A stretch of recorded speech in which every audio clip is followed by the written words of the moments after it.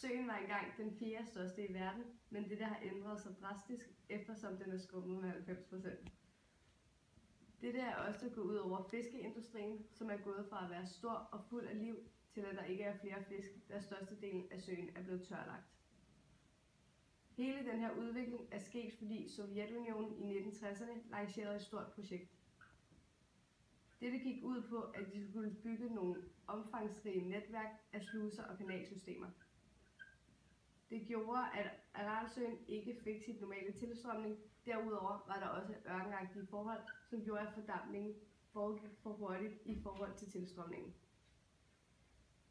Dette kan så sætte os frem til, at det store problem, der er her, er menneskeskabt, og derfor et problem, der kan gøres igen, hvis ikke der er omtanke. Men fordi det er menneskeskabt, kan vi også påvirke det positivt, f.eks. ved at lave dæmninger. En af konsekvenserne er saltindholdet. Saltindholdet er steget helt ekstremt. Dette er sket på grund af den store fordampning, der er sket i søen. Vandet er fordampet, og derfor vil resterne af søen være ekstremt saltindholdige. Salt kan ikke fordampe, så derfor vil der være tilbage på den tørlagte jord. Dette gør, at jorden ikke vil være frugtbar.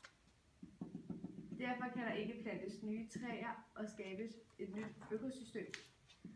Dette er en stor byrde for indbyggerne, da de hverken tjener på fisk eller på anden produktion.